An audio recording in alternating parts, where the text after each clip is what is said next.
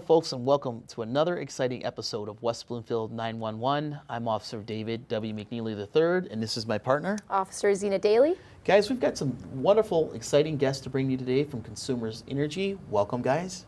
Hello, thanks for having Glad us. to be here. Guys, I'm going to ask you to stay with us for just a minute while I flip the show over to Zena's Daily on the Daily. Hello, folks, and welcome to Daily on the Daily. We're going to start with Ask a Cop a Question. This question came from Mo, aka Mike the Man, from West Bloomfield. Why are traffic lights red, yellow, and green? Good question, Mo. I had to look that up myself, actually. So the traffic light system derived from the railroad system in the 1800s. They actually used red for stop, which is what we use now still, because it indicated danger, which it still does, always has. So they stuck with that.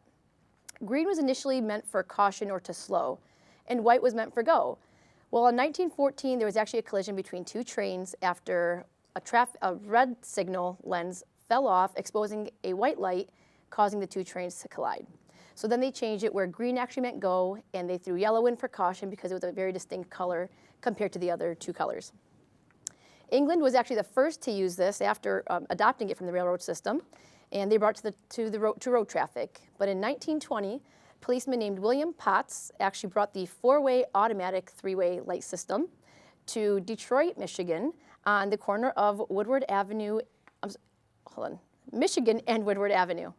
And folks, like us on Facebook, ask us a question, we'll try to get on here as well. Today we're going to talk about text messaging and driving. I know we've talked about this a little bit before. About 23% of accidents actually occur or involve using a cell phone. People are so attached to their phones that they hear a message go off, instead of silencing their phones when they get in their vehicles, they want to look at that message, they want to respond to that message or an email, or read whatever it is, on their Facebook. So social media does get our attention and we want to respond to things right away. Unfortunately, we can't give 100% to both our phone and driving at the same time. It's impossible. So when you put your phone up to the windshield and think you're going to be able to look at your phone and drive at the same time, you won't be able to actually give 100% of attention to both things, which obviously is very dangerous. A vehicle is like a weapon. I mean, we all know accidents can result in deaths, pedestrians crossing the street, not aware of traffic. We have to be aware as a driver. AAA took a poll that showed that 94% of teens actually acknowledge the dangers of texting and driving, and 5% actually still admitted to actually doing it. Parents, I'm a parent, and I have two young boys. Even though they're not driving, they watch me when I drive. So if they're seeing me on my phone, and parents, I know this happens with you because a lot of people that we pull over are adults, do have children in the car. You want to make sure that you are setting a good example for your child. If you're texting and in 10 years from now they're driving and they're going to remember that they've seen you text and drive. So when you tell them that they can't do it, they're not going to follow your lead because they think that, oh, if mom can do it all this time, I can probably do it. So it's something to be aware of. In an article I read, one mother actually said this: no text message is more important than your own life. And I will add, or anyone else's life. And that's a wrap. Dave, back to you. Z, that's some great information because young people do follow examples of their parents. So thanks for the information. That's awesome stuff. Folks, I'm going to ask you guys to hang with us. You guys from Consumers, hang with us. We're going to take a short station break and we'll be right back with you. You're watching West Bloomfield 911 on Civic Center TV, a service of the Greater West Bloomfield Cable Communications Commission. For more information or to watch episodes on demand, visit civiccentertv.com/WB911. Civic Center TV, television that's close to home. The Michigan Sheriff's Association has been on the front line of providing education, training, and programs to Michigan communities since 1877. As the only organization to officially represent the Office of Sheriff in Michigan, the MSA works toward improving professional standards to better protect the citizens. To learn more about the Michigan Sheriff's Association, call 517-485-3135 or visit mysheriff.org. Hello, folks, and welcome back to another exciting episode of West Bloomfield 911. I'm Officer David W. McNealy III. I'm Officer Zena Dailey. Guys, our guests today are Debra Dodd and Chelsea Dodge. Welcome to the show, guys, and they're with Consumers Energy. Yep. Welcome to the show. Thank you. Debra, tell the viewers what type of services that Consumers provides. Well, we provide electricity and natural gas to 6.7 million residents of Michigan in all 68 lower peninsula counties.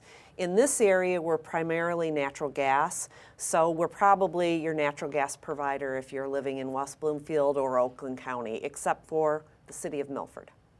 Okay.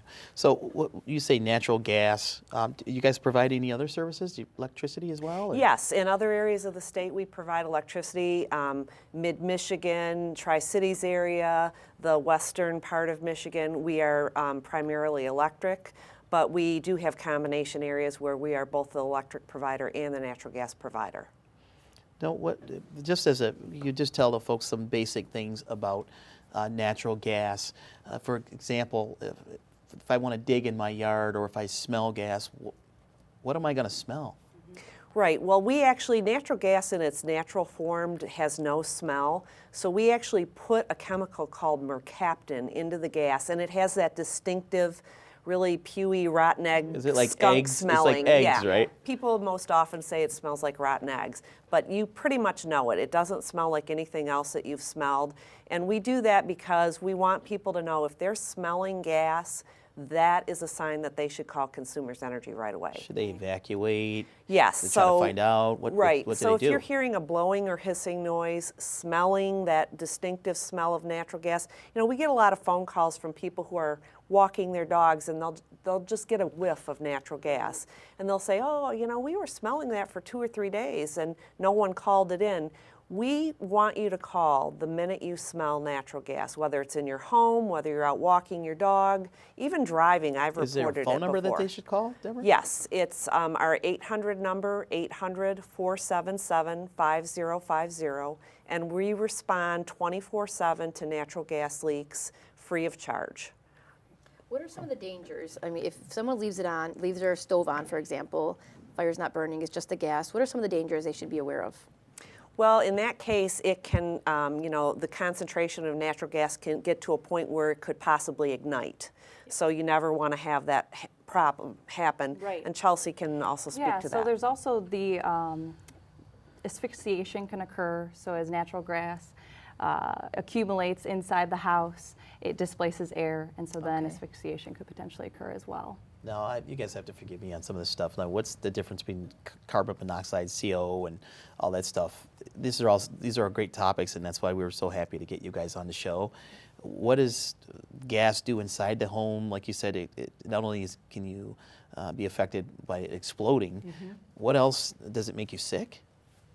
Natural gas doesn't, and I would add that it's one of the cleanest, most reliable, safest forms of energy you can have. But we want to make sure everyone is educated on safety so that they know if they ever have a problem. Carbon monoxide is it's a byproduct of any kind of burning fuel. That could be natural gas, that could be your wood-burning fireplace, kerosene. Furnace, yeah, an improperly operating furnace. It's caused by the incomplete combustion of fuels. Right, okay. So that is... So it does have something to do with gas, the furnace Yes, and or all any that other stuff, kind of right? fuel, like I said, burning fireplaces, kerosene, that sort of thing. And the problem with carbon monoxide is you won't even know you have a problem because it's tasteless, odorless, and colorless. So it's called the silent killer. So, and Chelsea can add some more comments. Yeah, so another one of the things that we're focusing on right now is making sure that if you purchase a generator, let's say there's a power outage, you go to the store, purchase a generator, that we're asking that you don't install it in your basement or in your garage for fear of carbon monoxide poisoning. So install it at least 25 feet away from any enclosed area and you'll be safe to go. You see, oftentimes you'll see on the news or even just going by when you have a power outage as officers, people have their generators either just cresting outside the garage or sitting in the garage. So you want to tell, our viewers to not do that, right? Yes. Absolutely not safe. And so to elaborate on that, leaving your garage door open and having your generator in there, is that okay? No, So you just not want to have even it out then. completely. And Because sometimes they'll crack the garage open slightly thinking that's enough. It still can allow carbon monoxide to build up. Okay. Also, last year, I know we participated in a segment with Channel 7, and they actually had a running vehicle in an open garage, Oh. and it still created can enough create it, yeah. carbon monoxide to cause a problem for people. Wow, okay. So, you know, it's called the silent killer. The best defense, I don't know how to display this, but everybody should have a carbon monoxide detector in their home, at least on every level. Okay. If you have a 2-story home, you know, basement, main level, upper level, preferably outside, one of those outside of where you sleep so you can hear Right. it if it alarms. But Right. that's the only way you will truly know if you have a carbon monoxide problem. And we've had a lot of people over the years that have succumbed to carbon monoxide that didn't have these kind of alarms. They're very inexpensive. I paid like $18 So for that this particular one. model, is that, Yeah. does that have the ability to plug into the home or battery operated? How does that one work? Usually battery. Yeah, they're all battery backup and battery operated Okay. usually. And you can also get ones that are combined with fire alarms as well. So Oh. you Yeah. have both carbon monoxide detectors and fire alarms. So they're great gifts. I mean, if somebody's a new homeowner, moving from one place to another, it's just very important to have them because they are literally a lifesaver. You just Right. pick them up, Debra, at a local hardware store? Yes, that's where I got mine. And yeah. how often do you guys recommend that they be changed out? It will say on the manufacturer's warranty, I think it's usually 5 to 7 years. Okay. Yeah, So. for quite some time. And some of the symptoms, for example, of carbon monoxide poisoning, if you think you have carbon monoxide poisoning, would be similar to the flu. So Oh. fatigue, nausea, dizziness, irritability, that kind of stuff are some of the things you should look Vomiting. out for. Yeah, Vomiting, we've had yep. cases of people where they're in their house, they feel really sick, like they had the flu, and then they go out for some reason, they feel much better. And that Right. tipped them off to the fact that they could have a CO problem. Exactly. So, do you guys come out and inspect furnaces if someone thinks they have a leak? Do you guys come out and do that? Yes, we will. There is a charge involved in that. Okay. But the main thing, if you ever suspect that you have CO and for whatever reason you don't have an alarm or it's not going off and you don't feel well, we recommend you get out of the home right away, call 911 or call Consumers Energy again at our toll-free number. So you elaborated earlier that you would recommend to have one on every floor. Absolutely. So every floor of your if you home. can't afford, if you can only afford one, put it outside of where your furnace is. On that same level? Yes, Yeah. but we do recommend that you have them on every level of the home. Okay. So now when you guys come out and you guys take care of a problem, how long before the residents can go back into their home? It just depends on how bad the CO level is. They'll air it out, and usually, you know, we determine what the problem is. If it's your furnace will be red tagged, which Okay. means we don't want you to use it until you get it repaired or replaced. So it really depends on the individual situation. And I'm sorry. Oh, no, go ahead. And the person that comes out to service it will let the homeowner know Yes. what the conditions are. Yeah, Right. exactly. You guys will just to switch gears for a minute as we get hopefully spring to come here. Yeah. You know, This we all weekend. plant Yeah. flowers, Yeah, 50 degrees. right? Yeah. We all plant flowers and Right. trees and things like that. Right. Consumers offer something to residents, don't they, if they want to start to dig in their yard. Can you guys tell us about that? Yeah, so it's actually MISDIG. Okay. MISDIG is the number 811, so just instead of the 9, you have the 8 there. So you'll call 811, contact MISDIG, and they'll have a staking company come out and have those painted lines in your yard. Does that and the cost any flags. money for that process? Nope, it's a free service. Make sure that you call 3 days before you do dig.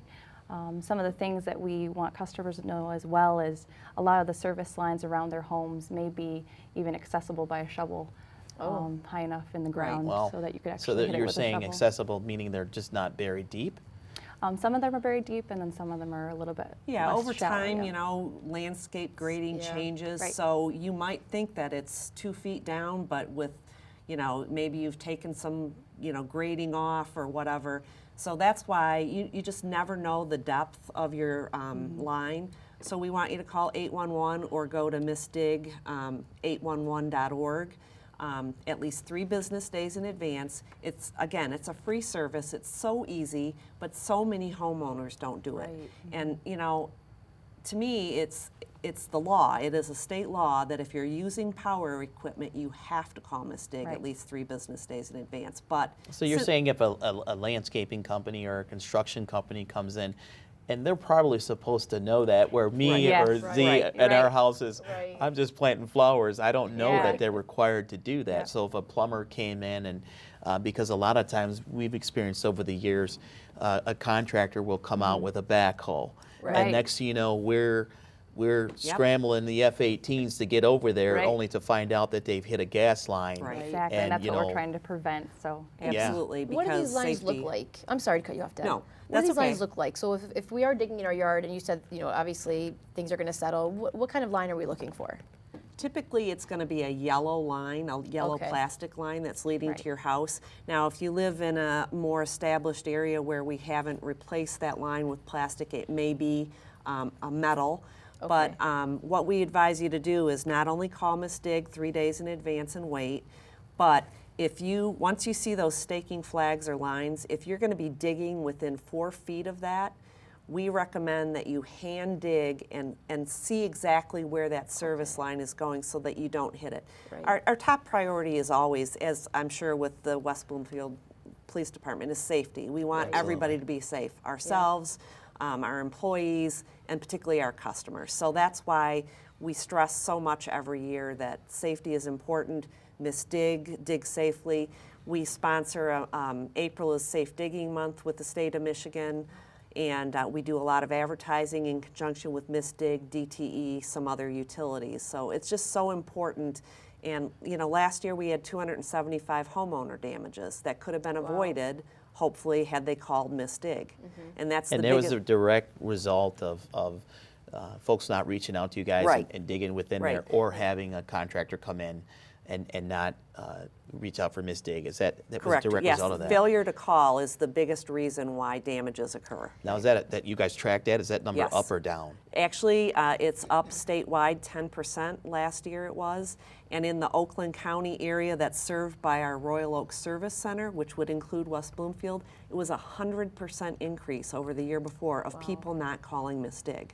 How do you guys recognize that? Do they then call you, say, I smell gas? What actually happens when they do mess with that pipe or destroy it? Or Well, hopefully, even if they don't break the line, if they nick or gouge it, we want customers or anyone to call us because that line could be damaged and break down the line. But when it happens, it's usually an immediate hissing. So they if know. you've hit one, and Right. they're calling the police, they're Yeah. calling Consumers Energy. So we want to help people avoid this. We want them to stay safe. So call 811. and this is all year round. They can call you guys for this. Yep, they can call Miss Dig. Okay. Miss Dig is the firm that takes all the phone calls and then disperses them to the various utilities in that area Okay. so they can mark their. And it's not only natural gas; it's electricity, it's cable. God forbid you can't watch, the Super Bowl or Right. Yeah, your that's favorite not program. good. Don't Folks, do that's that. not good. Yeah. So It's not again, good. we just really want to stress: please call 811 before you Right. dig. Now, how instrumental is public safety and law enforcement? Because I know I depend on our fire department. They're fantastic, right? Right. So, Absolutely. and that's actually how I found you guys, is a flyer that I thought, wow, this is pretty cool that you guys stay connected with us that way. Because listen, you guys are educating me now, and I've been a police officer for over 20 years. Yeah. And some of the things that you're telling me, I'm thinking, oh, I'm going to take this back home when I plant my flowers this spring. Okay, so how do you guys stay connected with law enforcement, and tell us what that. Right, yeah. So we have a entails. dedicated public safety outreach team of 7 individuals. They work across the state. So what they do is they act as the liaison between first responders, emergency officials, and the public contractors, making sure that you're digging safely, that you're not touching our overhead power lines and other safety elements of construction. So they're available. You can call them. They offer free hazard awareness training on gas and electric services. So. What does that entail? So the hazard awareness training, they'll come out to your department.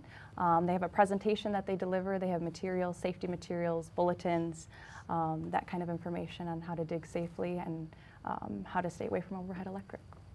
And I will just say I've been with the company quite some time, and I handle media relations, so I've been out on many, many gas main breaks, and that staff is essential, and we couldn't do it without police and fire. I mean, because you guys help keep the area safe, and so we're we're always thankful, but to be able to thank you in person, it's Thank you. Thank you. We appreciate Thank you. that. Yeah, we do. You guys do some other educational things for students, right? Can you guys tell us about that, to educate them about what you're educating me about? Right, exactly. So for classroom presentations, we have another team called the School Education Programs Group. So they go out and train classrooms and children on gas and electric, once again, as well as carbon monoxide, newly added this year. So they actually have an app that you can download. Anyone can download, actually, on Apple and Android devices, so it's free. And you can go through the presentations. There's games on electric and gas safety, and then in addition to that, the carbon monoxide element, which is newly added too. Is that Consumers Energy Brain Station? Or? It's Consumers Energy Empowered Kids. Empowered Kids, if you search that on the Apple or Android store, you can find it on there. So That's really neat. Yeah. That's Is that on good your to have. website as well, that information for the yeah, app? Yep, so consumersenergy.com/safety. It's very cool when they go out to the classrooms. Now they have little tablets that the kids use as part Right. of the program, and it's been very popular. We've done thousands every year. We have this dedicated team. They're all over the state making these presentations. Right. So folks, let's switch gears a little bit here, guys, because we've talked a lot about gas and carbon monoxide. The other thing that's approaching with spring is, we know April showers bring May flowers, but Yeah. those storms. How do you guys gear up and prepare for storms? And what should a resident, how do they prepare themselves for a storm? Well, we work with, we do have a meteorologist that we work with, so every day we're getting updates on weather. So if we see that a front is coming in, it's kind of an all hands on deck situation where we get our restoration center ready to go in case we get a lot of outages. So we are always prepared, and we get our staffing levels up. But in terms of us as just residents, we always recommend you have 3 days supply of food, water, medication. Don't forget about your kids and pets. Make sure that your flashlights actually have batteries in them, which is sort of a problem at my house most of the time. And a portable radio with batteries is helpful. Charge your cell phones, laptops, and sometimes it's even good to have some cash on hand in case there would ever be a problem with ATMs. But that's the best way, and you can always keep up on outages. We have an online outage map that you can access via computer or your cell phone, and that's consumersenergy.com/outage map. You can report an outage there, and you can get updates on outages. And so when we do have that type of weather and things go down, and you guys have a ton of staff that's out there, but you guys are looking to hire more. Is that correct? Yeah, I mean, as you discussed with your last guest, the workforce is getting older. I'm one of them. And we are going to see a lot of turnover in the next few years. So our company is always on the lookout for really great employees, both on the skilled labor side as well as the technical and professional side. And our jobs are listed on our website at consumersenergy.com. But it's a great company. Chelsea can speak from her perspective. I can speak from mine. But it's a great company with great people, and I would encourage people to check it out. Right. I want to switch gears a little bit and go back to something that I saw here. There is you guys deal with a scam that people, a green dot scam. What is that about? What should people look out for?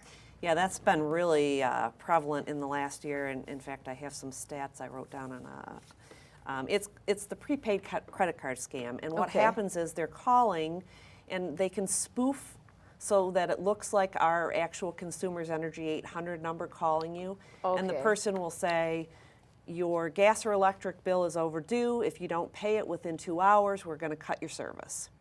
And we need you to pay it. We need you to go and get a prepaid credit card, a vanilla card, a green dot card. That's where the green dot name came from. That makes sense. And Z's been talking a lot about scams, so this is perfect. It's a real problem for us. We want our customers to know we are never going to call you and demand payment within a couple of hours. We're never going to call and demand that you pay via prepaid credit card. So if you ever get this phone call, what we advise you to do is jot down the number where they're calling from, and call consumers and verify. Say, is my bill overdue? Or, what is my bill?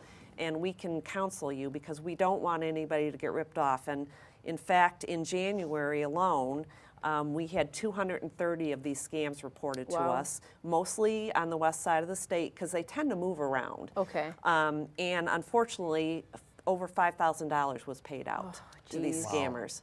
So we want our customers to, know that we don't demand immediate payment like that over the phone. We're going to send you letters, that sort of thing, and we always want you to call and verify before you make a payment Well, like that. consumers probably takes great care with their customers' information, so you guys protect them too, right? As far as Right, and that's the other good thing to note. Never share information with people Right. that you don't know. because you guys don't pass your customers' information No, out. absolutely so not. your customers need to make sure that they're aware that this is definitely a scam because you're not going to sell or give their information No, away. absolutely not. We don't do that. Like so many scams, they're asking you for money cards, things that you can't trace and can't get your money back in any Right. way. So yeah, people really, just like we were talking about, so many scams that we've discussed on the show.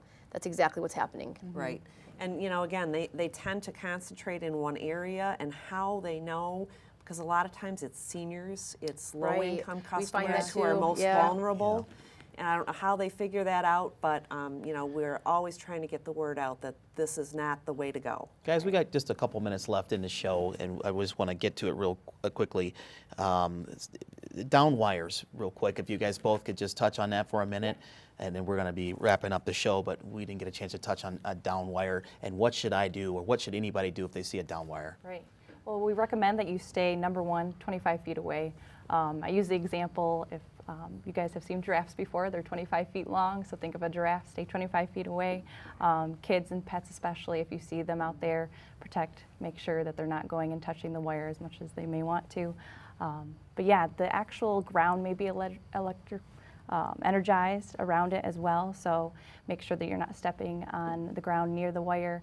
Touch potential is another thing that we like to emphasize too. Right, like the line might be coming down over a fence, or you might be cleaning brush up What's after the significance a in storm. that? Who cares? Well, it could be that if the line is on that fence, it could electrify the Okay, fence. so if you just need to Yeah. know, there's a reason to care, right? There's- Yeah, absolutely. It could Yeah, electrocute them, right? This is literally life and death again. Right. Okay.